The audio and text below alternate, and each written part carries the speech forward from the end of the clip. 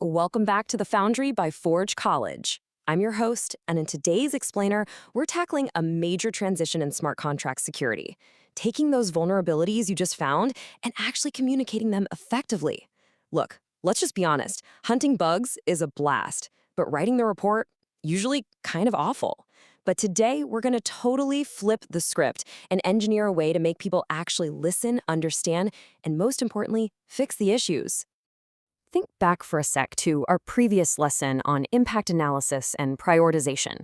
You scored the severities, you mapped out the business impact, you documented the threats. But here's the thing, a prioritized, unfixed bug just sitting on your hard drive, it's literally just a secret waiting to get exploited by somebody else. You've got to get that information out of your head and straight into the hands of the people who can actually patch it. So here is our blueprint for today. We're going from findings to action, exploring the tale of two very different audiences, building a report assembly line, connecting the dots with hard evidence, and adding that final polish. We are absolutely not treating this like some messy, free-form essay. We are treating it like a meticulously engineered machine.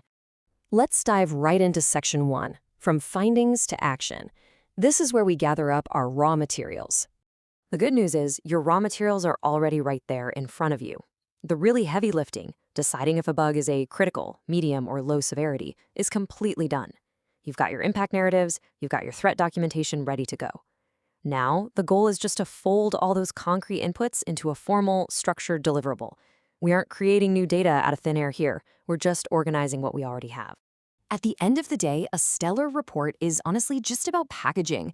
It's all about alignment. Whether it's a product manager, someone in legal, or the lead engineer, every single one of them needs to look at your document and instantly see the exact same risk that you do. Because if they don't, well, your patch is probably getting delayed until next quarter. Which brings us to section 2. We have a bit of a hilarious disconnect to navigate here between the two main groups who are actually going to read this thing. You're essentially writing a two-layer report. On one side, you have the executives. And let's be real, they basically only care about the business consequences. They're asking, are we losing money, and when is this going to be fixed? On the flip side, you have the panicking engineers. They don't want the high-level fluff. They just want to know which exact line of code is ruining my weekend, and how do I reproduce this bug on my local machine right now? You have to satisfy both of them. To satisfy the business side of the house, we use the executive summary. Think of this as your ultimate universal translator. It takes those highly technical, way down in the weeds findings and translates them into crystal clear, prioritized impact statements. It's the top layer of your report, designed specifically to keep leadership laser-focused on business consequences without completely overwhelming them with code snippets. All right, moving into section 3, the report assembly line. Let's actually build this document. If you've been through the learning programs at Forge College, you know there's a massive emphasis on structured workflows, right? Well, reporting is absolutely no different.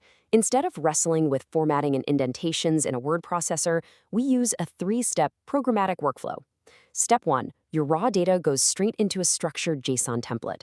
Step 2, you run a lightweight Python assembly script. That's your engine. And step 3, it spits out a perfectly formatted Markdown document. It guarantees consistency every single time and totally strips out the mind-numbing repetitive formatting work. So what does that JSON template actually look like? Well, every finding needs an ID, something like F-001. It needs a severity tier. It absolutely needs that non-technical impact summary we just talked about for the executives, and it needs evidence IDs. If you just fill in those fields, the machine does the rest of the heavy lifting. It basically forces you to stay disciplined and make sure you never, ever forget to explain why a bug actually matters. And the Python script, let's call it assemble_report.py, is what reads that JSON file. It systematically grabs the impact summary and maps it right to the top for the executive summary table. Then it takes all the dense technical reproduction steps and code snippets and formats them into the detailed sections down below.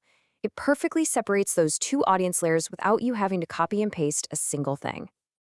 Okay, section 4, connecting the dots. We've got the structure, but now we really need to prove our claims, so engineers can't just brush them off as theoretical. This brings us to a massive concept, traceability. This is the unbroken chain from your final recommendation all the way back to your raw evidence, using those stable identifiers we mentioned, like F0001. Listen, traceability isn't just some nice-to-have bonus feature. It is the absolute core acceptance criterion for any draft report. If an engineer cannot trace your claim directly back to a log file or a test output, your report simply isn't finished. To maintain that unbroken chain, we build an evidence annex. This is an appendix right at the bottom of your report that maps your raw files. We're talking logs, diffs, proof of concept scripts directly to your assertions. You're going to include the exact file path, the specific tool you used to generate the artifact, and a timestamp. 0. That is literally the exact number of excuses an engineer has when you provide perfect traceability and meticulously attached evidence files. You aren't just waving your hands and saying, hey, it's broken. You are explicitly saying, here's the exact test output proving it's broken, go run it yourself. Let's wrap things up with Section 5, the final polish. It's time for the quality assurance phase before we ship this draft. Because we are treating this whole thing like a rigorous engineering process, we actually use a programmatic validator. A script like validate_report.py can run through this exact QA checklist. Did you include the executive summary? Check. Are the findings prioritized? Check. Is the impact analysis there? Are the evidence files actually linked, or are they just empty paths? This ensures absolutely no required field is accidentally left blank before you hit send. The real kicker in this final polish phase is adding a verification criterion to every single remediation suggestion. Please don't just tell an engineer to fix the reentrancy bug. That's not enough. Tell them to add a reentrance guard and write a specific unit test that explicitly fails if reentrancy is attempted. You have to define exactly what success looks like so the entire team knows without a doubt when the risk is truly eliminated. You've also got to map out a super clear remediation timeline. Remember those executives reading the summary at the very beginning? They need to know exactly when the bleeding stops. You assign these timelines based on the severity you prioritized earlier. So, critical bugs? Those might need an immediate 0 to 7 day fix. But a low-severity architecture quirk, that could probably just slide into a 30 to 90-day scheduled fix sprint. Okay, let's quickly recap our blueprint for building this audit-ready deliverable. Always write a 2-layer report to serve both the execs and the engineers. Use scripts to enforce a totally consistent structure and ditch the manual formatting.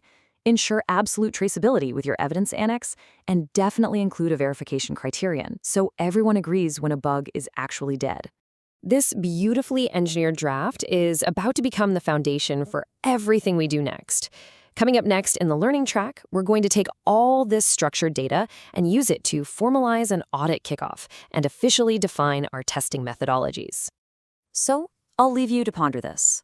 The next time you submit a batch of findings, is your report going to be a messy, unstructured essay, or is it going to be a well-oiled, automated machine? If you want to dive deeper into this workflow or check out other amazing Web3 topics, be sure to head over to forge.college. Thanks so much for hanging out with me for this explainer, and I will see you in the next one.